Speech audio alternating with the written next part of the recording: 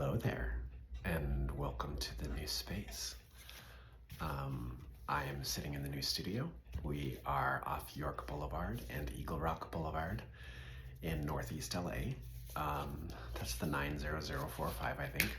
Yeah, I've got quite a nice little setup here. I'll sort of spin it around. Got a little reading and consulting space. Got an altar and treatment space, and we have a little writing space. And so here we are, and that's where we are today.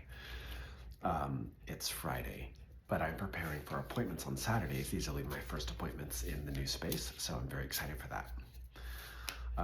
This is a free-for-all Saturday service. Notes will be for patrons, and I will include those in the Saturday post. So, where are we at this week?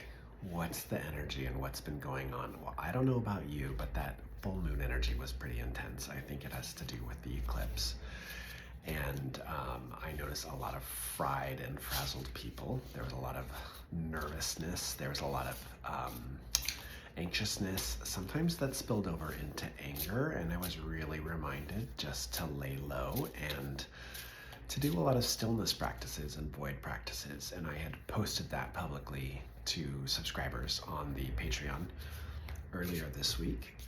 And I still stand by that. I think that, I think the full moon in Virgo is great. And for me, that has a lot of healing qualities to it. There was an intensity, and that intensity, I think, it made people fight over split hairs, right? So I just wanted to sort of look at the week ahead to see what's next. After we move through the eye of an eclipse, right, we have a season of shift. We have that intensity of energy that comes through. A lot of people are doing magic. Some people are not doing magic. I did not do magic. I didn't feel like that was a good one for me. I'm gonna apologize because I don't know how much of that traffic comes through this window for you in this recording.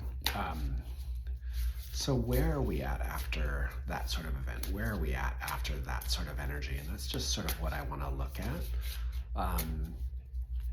And I'm going to look at it as three questions again. And they're going to be three questions based on the three worlds. So upper world, lower world, and middle world. And this is a kind of standard for me, but it really serves a lot of purposes, and I get a lot out of it. So upper world stuff tends to be the guiding stuff. It tends to be like, this is the pattern, this is the path, that like the overhead view of things and the direction that we're going, and don't lose hope or keep your eye on this vision kind of stuff. Because upper world entities are like, it's gonna be fine in the end, or it's gonna just keep going that direction. And then lower world stuff tends to be the more ancestral stuff, or the more nature-based stuff, or the more unconscious stuff, the things that come up, the patterns that start to emerge in that guiding information, because what precipitates down to us from the higher realms emerges from the lower, right? It comes up, it shows us a pattern as it emerges for us. Shuffling cards as I'm doing this. And then that middle world really says, like, how is this playing out? How is this playing out for us, right? So these are the 3 points that I'd like to look at this week and going forward. And as I said, I'm just making this one free to everybody. The details will be on the Patreon. Any sort of write-up or any additional information that I get, that I put into writing, will be available there. But this one will be a free-for-all for everybody. So our cards are pretty shuffled here. What I'd like for you to do with me is just take a minute to sort of center yourself. Feel the midline of your body that is along your spine. Feel your head, neck, and shoulders, and the three bowls of your body, your skull, your chest, and your hips. And just ask yourself, what's the right alignment for you there? The idea that we have to sit very rigidly, I don't really follow that practice in this, although I tend to uncross my arms and hands and just sort of free up the energy of my body. So aligning ourselves with our head, neck, shoulders, our chests, our bellies, our hips, and just feeling the right alignment for us. Take a nice deep breath in and allow yourself to focus on your heart center. The heart center is really great because this is about relationships, right? When we're in our heart, we're in right relationship with ourselves because we are both aware of the body and the spiritual energetics. as they're expressed through our emotional and personality self, like who we are in the world. Heart is a great spiritual center for that. We might say the center of the body is, in the belly, but our spiritual center, our through the trunk of our body, including our head, this is that heart center, right? So when we're in the heart, we're really looking at relationships. We're looking at the alchemy of relationships. We're looking at the relationship to the information I'm getting you, to the relationship to yourself, the relationship you have with your food and your clothing and where it comes from, and the people in your life. And relationships is a really vast umbrella that means a lot of different things. And the thing that I always like to remind everybody about relationships is we live on a circular planet. It's round. It's a globe. And there's no really getting off this planet. I mean, there is, this too shall pass. But in any degree while we're here and alive, there's no kicking anything off it, right? So there are the relationships that we prefer and love, and the relationships that we have and maybe endure and learn from, right? And the relationships we don't want. We don't want to be in a relationship with them. Relationship doesn't mean intimate, best, and good. Relationship just means to look at the relationship, the connection that's there for whatever it is. Right now, we got a lot going on with relationships. Ones we love, ones that we endure, and ones that we don't want at all. None of them we can really get rid of. We can block them, we can ignore them, we can flee them, we can leave them, sometimes for very good reasons. We can stop interacting with them, but what has happened, and they are still there, if they are still there, as are we. So when we see relationships from this broad perspective, we understand that magic comes into play as an approach to understanding any of these relationships, especially when things get dicey, politics and in the world and communities around us. So think about that spiciness for a second. Think about all of those different types of relationships. In any one of them, you have the choice to make any choice you want for yourself. And that's really where I'd like for us to center, is in that place of choice in the heart. We are not bound to bow or bend to anyone's wills, and we have the opportunity to make choice all along the way. What are those choices for you this week? What are those choices in relationships? I'm not saying they're going to come up for you right now. I'm just saying, ask what that is. Ask what that is for you. Remember that you have the freedom to choose. Choose with heart.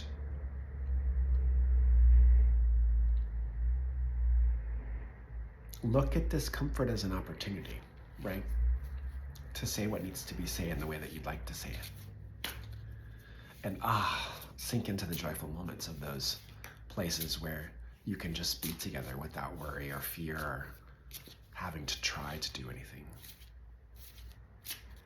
And look at the relationships that we have with all things, and just remember that you have choice in them. So with that relationship and choice in mind, let's pull 3 cards for this week. So I'm going to fan out. We're using the Star Tarot this week. I really love this deck.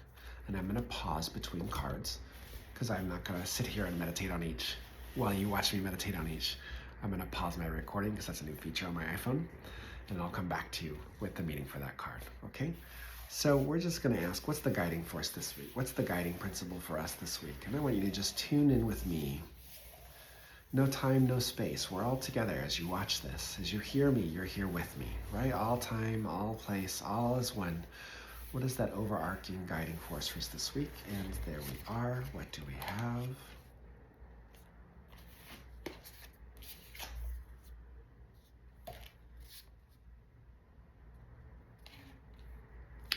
We have the 4 of Wands. So what is this asking us? This is asking us what is completed. This asks us to look at what's been built. This asks us to look at what the foundation was, where we put our energy, and how we got there, and what is it. This is the materialization of that. If you're in a place or this is still ideological. This is still something you feel. This is still something that is not yet materialized for you. When I say this, you're thinking of a project, I would say, how can you crystallize that idea, right? How do you make it very crystal clear for what it is? But for those of you like me who might be sitting in a place that you have manifested, you have materialized, it's to ask yourself, what's the sweetness in this situation? What is it really, right? To look at all the aspects of things. When it has 4 wands, so these represent the 4 quarters of the 4 directions, earth, fire, air, and water. This is really what's the alchemy, what's come together here. And what does it represent? What are you going to do with it? What happens next? Because this represents sort of a stable base before we start to move up the ladder of numbers numerologically in the tarot to the 5 of Wands, 6 of Wands, etc., right? So it just says sort of celebrate what is. So what can you celebrate that is materialized for you right now? We've just gone through an eclipse. What does that mean? We've just gone through, a winter. We're moving towards spring. What does that mean? You may have done energy work, magical work. You may have planned trips. You may have started a business. You may have moved into a new phase of things. Whatever that is for you, right? It's different for all of us. The question is, what is materialized, or what could be crystallized if it's not material yet? And how do you kind of love that up? Like, what's the sweet sauce in that, right? Because this really, these bears, this honey, this brightness in these cards is really asking us about the sweetness. Where's the sweetness, right? When we forget the joy of celebration, when we forget the gladness of victory, when we forget the of satisfaction, right? We don't really move into the next phase of things because we're still sort of stuck in a productivity or a hustling or some kind of energy of that. So just watch that. This week, the overarching guidance is find the sweetness. What's materialized? How is this celebrated and enjoyed, right? Our next card, this is from the lower world. This is from the patterns that are emerging. So if this energy has rained down on us and is asking us to do these things, this is the pattern in which it's at play, right? So this pattern tells us, oh, we have another 4, which is the 4 of Cups. That one was a quick meditation for me. This one is really telling us that the 4 of Cups, if the energy of this is coming, if this 4 of Wands is coming down from Spirit and it's sort of raining on us, this kind of sweet energy, or this sort of like, look at what is, look at what's materialized, and what's the coup, and like, what can you really like collect from this, and how do you at least with some level of satisfaction, if it's not joy, of sweetness, say, this is what it is, this is where we're at. Okay, my heart is sort of centered in that. Like, now I can go on into the next phase.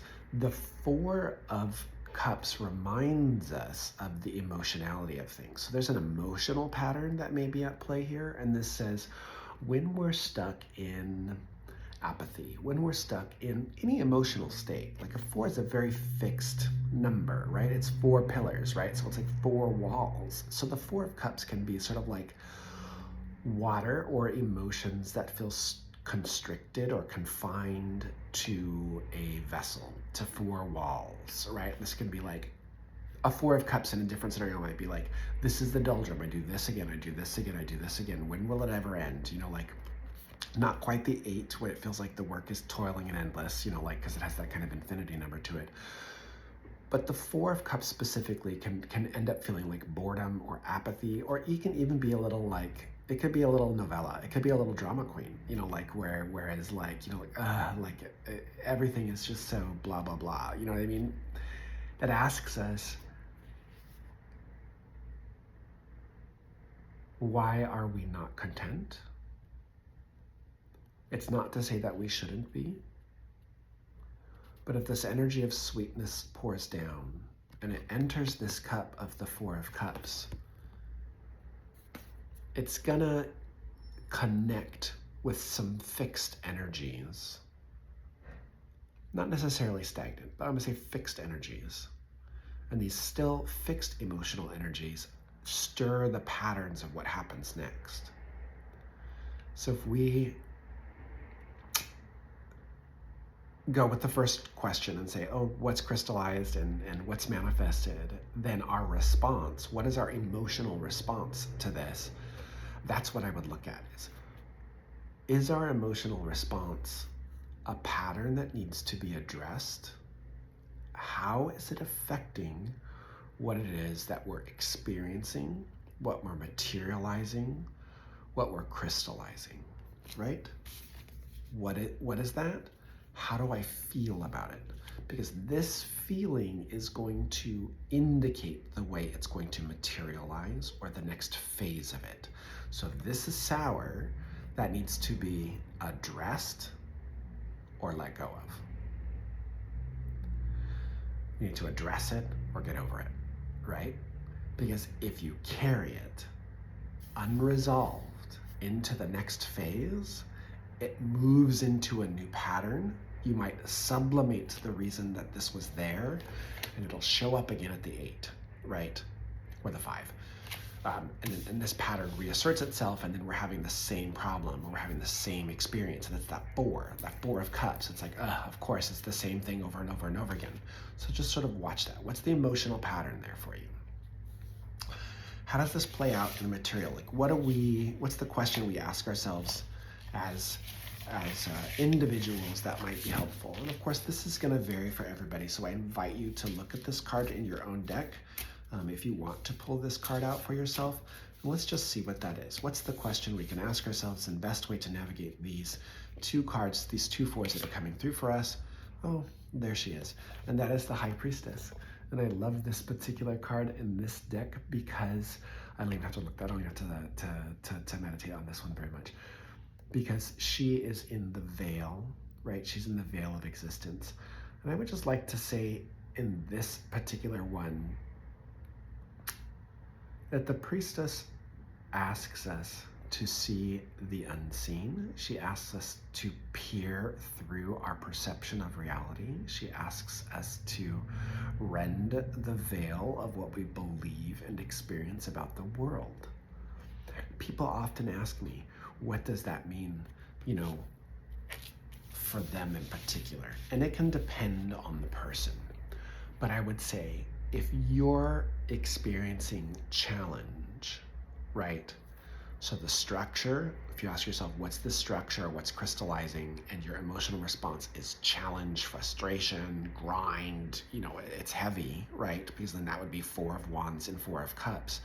The Priestess would ask, how long are you going to carry this response to these types of scenarios, right? If this is, you've manifested something and things start to play out and you have, a similar response to things, which allows you to, I would say 4 of Cups can feel like, oh, we're gonna go back to normal, right? Because that, again, that's that kind of, I'm hesitating because I'm trying to figure out what the right words is for this. But 4 of Cups can be like, it could be grind and feeling stagnant, but it could also be routine. It could also be coming back to the same thing over and over again. I would look at that again, because where you're at now is not where you were. And so Priestess says, respect this, look again, because it's not what you think it is. And if you're walking into it thinking it's the same thing, here I am in a new studio. If I'm walking into this thinking this is the same thing, I need to perceive what's happening here, because it's different. Right? So how does that apply to you? What is crystallized or materialized? What is your emotional content right now? What sort of patterns is this setting up for you? Is it the same pattern that's happening over and over again? What can you see beyond that? What do you need to do to peer beyond that veil? Priestess is a traveler. We often see her between those 2 pillars, right? The dark and the light. We see her as that person, but she's a traveler, right? Like she navigates the abyss. Like she carries the book of knowledge, right? Like she goes into places and knows how to, cross the the unseen in the desert and reach the palaces of knowledge and speak to angels and bring that information back to us out of the abyss and bring us something new. So whenever we see her, there's new information that's there. But the question is, can you see it? Are you open to it? Are you inviting it in? And that's the third question for the week. And that is my video. And I've hit the 20-minute mark. I don't like to go past this, so I'm going to leave it there at that. Blessed be, blessed be, blessed be. If you want to come see me in Northeast LA, come see me. StarandStoneLLC.com. There's a Setmore app there. Link on the front page, an address. But I'm by appointment only here. I don't accept mail here, so don't send things and don't just show up. Like, I set an appointment with me to reach me here because I'm traveling around. Or shoot me a message. Drop a comment on the Patreon if you haven't thought about this, because all of this information that I'm bringing to you is part of a collaborative experience with your own intuition and your life experience. So each one teach one, right? Like share and share alike. Yeah. Have a great week.